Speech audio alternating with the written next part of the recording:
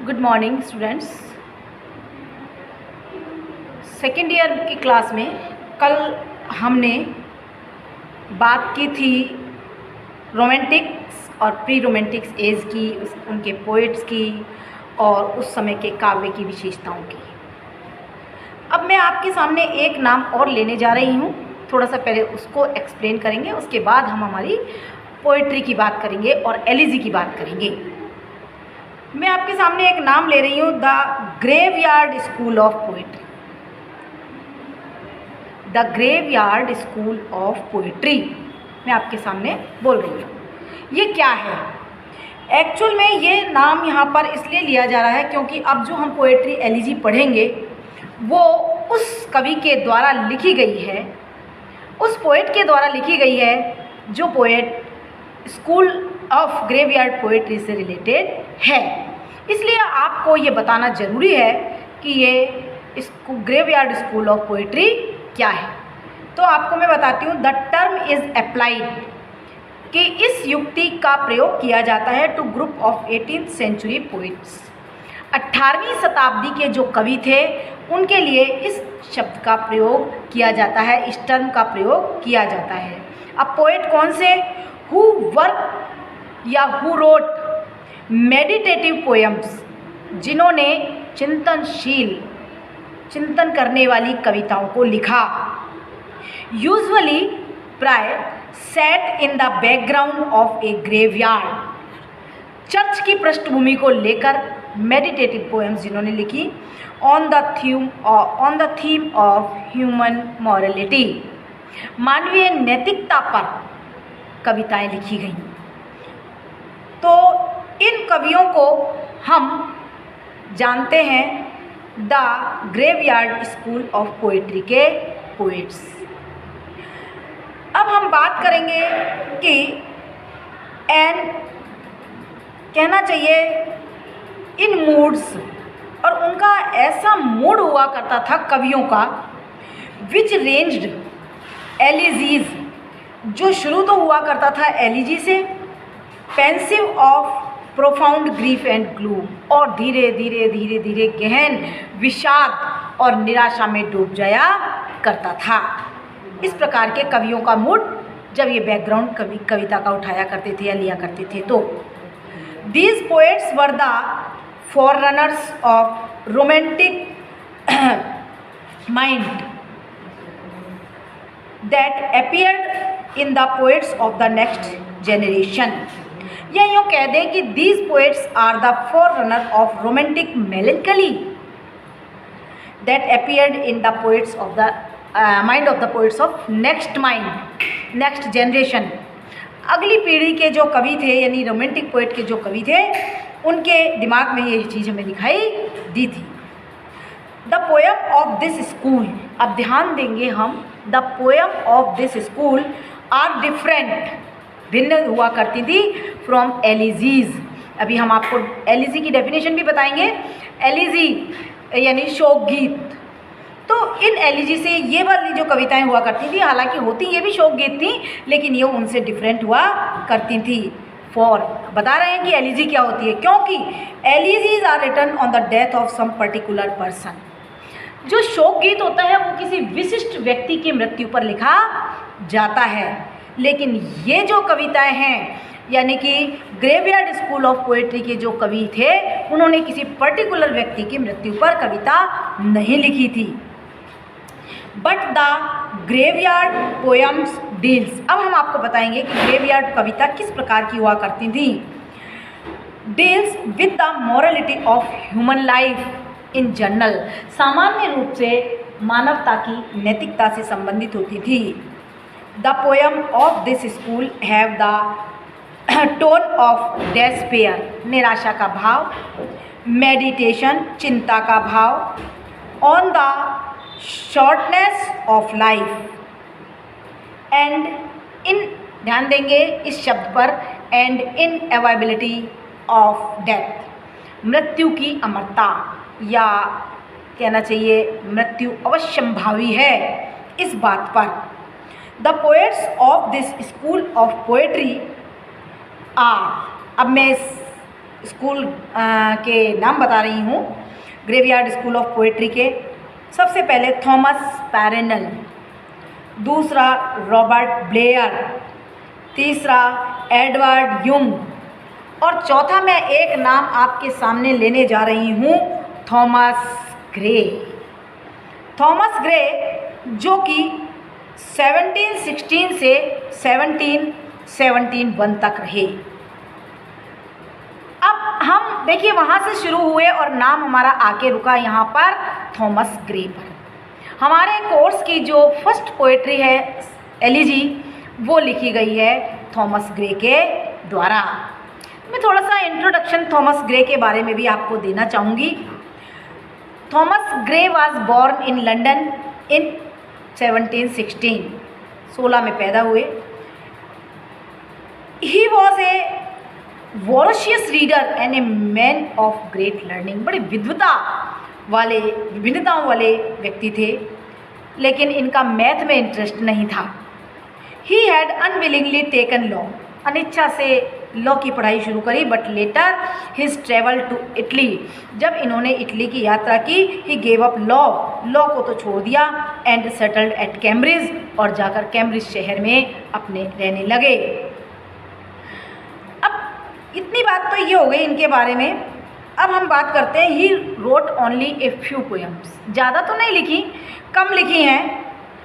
Among which we may mention, जिनमें हम कुछ इंपॉर्टेंट बता सकते हैं, जैसे ode on spring, ode on a distant prospect of Eton college, the progress of poesy, the bard, the fatal sisters, etcetera, and he died in 1771।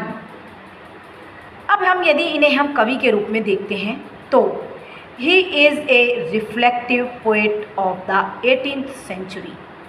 18वीं शताब्दी के reflective poet हैं। Whatever he wrote was of excellent quality, जितना भी लिखा, कम लिखा, ज़्यादा लिखा, वो बड़ी श्रेष्ठता वाला लिखा उन्होंने। He was influenced by classical poetry, classical काव्य से काफ़ी प्रभावित थे, एंड एडमायर्ड, मैंने आपको पहले भी बताया था, एडमायर्ड ड्राइडन, और ड्राइडन की ये प्रशंसा करते थे। He was a born poet who belong to age of prose. He love nature and profound humanity. दो बातें ध्यान रखिए, नेचर के प्रति प्रेम और ह्यूमैनिटी के प्रति प्रेम, ये दो भावनाएं इनके अंदर हम देख सकते थे। इनके काव्य के अंदर भी ये चीज़ें दिखाई देती हैं। अब हम थोड़ी सी बात करेंगे कि by far the most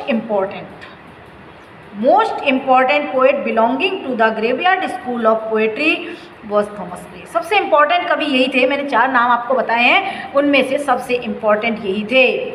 his representative poem, ध्यान दीजिए, इसकी ये जो कविता है representative poem, elegy written in a country churchyard, was believed, इसके लिए माना जाता था, to be the greatest poem of the century of its class. इस प्रकार की कविताओं की सबसे श्रेष्ठ कविताओं में से एक थी, बल्कि सबसे श्रेष्ठ थी, श्रेष्ठताओं में से एक नहीं थी, सबसे श्रेष्ठ कविता थी elegy. In the opinion of some critics, कुछ आलोचकों ने कहा है, it is the most powerful elegiac poem in the world. संसार में सबसे ज़्यादा दुखद और शोक भरी कविता यही है। Its influence was felt immediately, इसका प्रभाव तुरंत ही महसूस किया गया इंग्लैंड में। नॉट ओनली इन इंग्लैंड, और केवल इंग्लैंड में ही नहीं, बट ऑल ओवर यूरोप, सारे यूरोप में। एडमंड गूज सेज, एक क्रिटिक हुए एडमंड गूज नाम के, वो इनके इस कविता के बारे में कहते हैं, the elegy has exercised an influence on all the poetry of Europe, from Denmark to Italy, from France to Russia, with the acceptation of certain works of Byron and Shakespeare। इसके बाद कहते हैं, no English poem has been so widely admired and imitated abroad। तो अब हम इस कवि की, इस आलोचक की बात पर निष्कर्ष निकालने जा रहे हैं कि it is the most widely quoted poem in English literature, और English literature, not only in English literature, in English. अब हम देखेंगे कि ये ग्रे की जो एलिजी है और सामान्य एलिजी है उनमें क्या डिफरेंस है, और ग्रे की एलिजी में कुछ क्लासिकल ट्रेट हमें दिखाई देते हैं और कुछ हमें रोमांटिक ट्रेट्स दिखाई देते हैं। तो हम ये देखेंगे कि इसके अंदर रोमांटिक ट्रेट्स कौन कौन से हैं और क्लासिकल ट्रेट्स कौन कौन से हैं, क्योंकि ये क्लासिकल पोइट्री से भी काफ़ी प्रभावित रहे थे, जैसा कि मैंने आपको बताया थॉमस ग्रे। और रोमांटिक लव ऑफ नेचर और लव ऑफ ह्यूमैनिटी, ये दो जो है रोमांटिक काव्य की विशेषता हैं, ये इनमें बहुत ज़्यादा थी।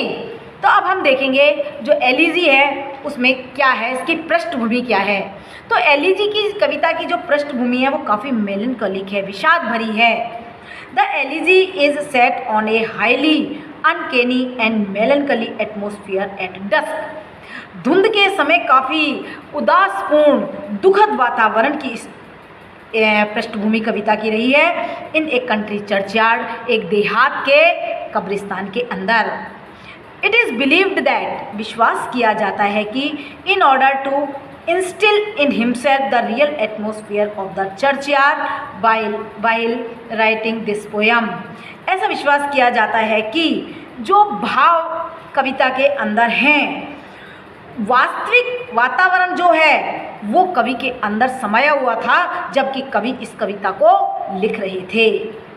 Grey placed a human school on his table, उसने अपनी मेज़ पर एक खोपड़ी रखी, एंड स्टक 2 बर्निंग कैंडल्स, और 2 मोमबत्ती लगाई वहाँ पर in the eye hole of the skull, उस खोपड़ी के जो आँखों के छेद थे उनमें, and wrote in their light, और उस प्रकाश में उसने उस कविता को लिखा, ऐसा माना जाता है। W.H. हडसन जो कि एक आलोचक रहे हैं, उन्होंने लिखा there is the churchyard scene, इस कविता में चर्चयार्ड का दृश्य है। द ट्विलाइट एटमोसफियर, गोधूली समय का वातावरण है, एंड द ब्रूडिंग मेलनकली, और इसके अंदर एक चिंतनशील विषाद है, विच एट वंस कनेक्ट, और यही जो चीज़ है इसको जोड़ती है इस कविता को with one side of the romantic moment, romantic आंदोलन से। The contrast drawn between the country and the town, शहरी और देहाती हिस्से में जो विरोधात्मक स्थिति बताई गई है उसको बड़े ही सुदृढ़ तरीके से बताई गई है। द पीजेंट्स सिंपल लाइफ, गांव वालों का साधारण जीवन, and the madding crowds ignoble strife, ये दोनों अपोजिट बातें हैं, और उन्मादित भीड़ नीड्स टू बी नोटेड, इन चीज़ों की तरफ हमें ध्यान देने की आवश्यकता है। द टेंडर फीलिंग शोन, बड़ी नाजुक, बड़ी कोमल कोमल भावनाओं को प्रदर्शित किया गया है। For the rude forefathers, ग्रामीणों के पूर्वजों के लिए, ऑफ द हेमलेट, जो किसी ढाणी में रहा करते हैं, and the short simple annals of the poor, और बेचारे गरीब लोगों का छोटा और साधारण इतिहास का वर्णन किया है। ये reach out include humble aspect of life, ये हमें मानव जीवन के विनम्र पहलुओं की ओर लेकर जाते हैं। एक बात तो ये कविता किसी पर्टिकुलर व्यक्ति की मृत्यु पर नहीं लिखी गई है, ये सामान्य मानव जीवन की नैतिकता, मानव जीवन पर लिखी गई है, इसलिए साधारण जो एलिजी होती हैं ये एलिजी उनसे बिल्कुल भिन्न है। तो ये तो इसकी सेटिंग की बात हुई। अब हम देखते हैं इस कविता के अंदर morality and vanity of human life, मानव जीवन का घमंड कैसे दिखाया गया है। द एलिजी एक्सपोजेज, ये जो एलिजी है ये प्रदर्शित करती है the morality and vanity of human life, मानवीय जीवन के घमंड, दम्भ और नैतिकता को। Therefore there is no use building memorial monuments, इसीलिए किसी भी प्रकार के स्मृति स्मारक बनाने की आवश्यकता नहीं है और इंस्क्राइबिंग टेल या किसी भी प्रकार की कथा लिखने की आवश्यकता नहीं है। वंस ग्लोरियस, गौरव की कथा, ऑन देम, कब्रों के ऊपर। None of these can call back the departed soul, क्योंकि इनमें से कोई भी चीज़ जो है वो उनको उनकी कब्र से वापस नहीं ला सकती है। Therefore the rich and the proud should not deride the poor commoners. धनवान घमंडी लोगों को इन गरीब सामान्य लोगों का मजाक नहीं उड़ाना चाहिए। बिकॉज क्योंकि डेथ द ट्रैवलर, ये जो मृत्यु रूपी यात्री है ना, makes them all equal in the grave, ये सबको मृत्यु में ले जाकर कब्रिस्तान में ले जाकर कब्र में ले जाकर एक समान बना देती है। क्योंकि आपको पता है death spares no one, whether one is rich और पुअर, ब्यूटीफुल और अगली, लर्नेड मैन और फूल, कोई भी हो, मृत्यु सबको समान कर देती है। इसीलिए कवि कहता है let not ambition mock their useful toil, कि अरे महत्वाकांक्षी लोगों, गरीब लोगों की प्रशंसा परिश्रमपूर्ण जीवन के ऊपर मत हंसो, उनका मजाक मत बनाओ। डेथ इज़ ए फियरफुल, सभी जानते हैं मृत्यु भयानक है, होती है, डरावनी होती है, बट लेकिन इनएविटेबल एंड ऑफ लाइफ, लेकिन ये मानव के जीवन का एक अमिट अंत है जिसको कोई नहीं मिटा सकता है, अवश्यंभावी अंत है। Nobody likes to leave the dear and near ones, कोई भी अपने सगे संबंधियों से, अपने चाहने वालों से दूर होना नहीं चाहता है। And sink into the grave, और जाकर कब्र में सोना नहीं चाहता है। लेकिन फिर भी चूंकि ये अमिट है, डेथ इज़ इनअवॉइडेबल, ये अवश्यंभावी है, अमिट है, इसको तो एक ना एक दिन आना ही है। तो इसीलिए this is the whole story of life, जीवन की, not only human life but हर तरह के जीवन के लिए यही एक कहानी है कि उसको अपने अंत की ओर जाना है। वी ऑल कम, सब आते हैं, and play our parts on the stage, रंगमंच पर अपनी अपनी भूमिका अदा करते हैं। ऑफ द वर्ल्ड, रंगमंच रूपी स्टेज पर, संसार रूपी रंगमंच पर अपनी भूमिका अदा करते हैं। एंड देन डिसअपियर, और बाद में लुप्त हो जाते हैं। विदाउट लिविंग द फुटप्रिंट्स, यहाँ तक कि हम अपने पद चिन्ह भी नहीं छोड़ के जाते हैं। On the stands of time, समय रूपी स्टैंड्स पर पद चिन्ह भी नहीं रहते हैं जब हम इस संसार को छोड़ करके जाते हैं।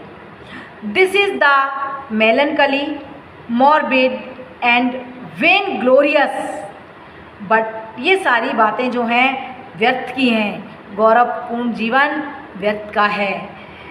But absolutely true story of life, लेकिन ये वास्तव में मृत्यु रूपी सत्य जो है वही एक वास्तविक सत्य है। Which the poets of the graveyard school presented, जिसको कि ग्रेवयार्ड स्कूल ऑफ पोएट्री के कवियों ने प्रस्तुत किया कि मृत्यु जो है वो अमिट है।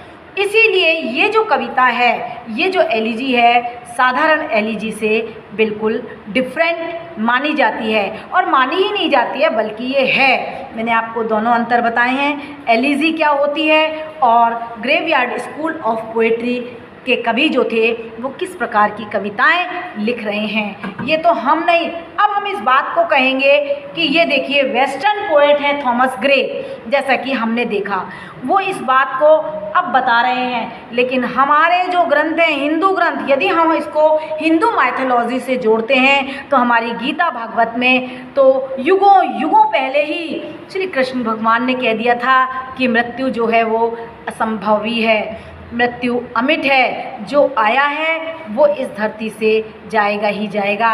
इसलिए हमें किसी भी चीज़ का घमंड नहीं करना है, हमें किसी भी गलत कार्य को नहीं करना है, बल्कि हमें अपना जो मानव जीवन मिला है उसमें सिर्फ और सिर्फ अपने कर्मों पर ध्यान देना है। क्योंकि कहावत भी है, do good and have good, अच्छा करेंगे तभी अच्छा मिलेगा, अर्थात करोगे सेवा तो मिलेगी मेवा।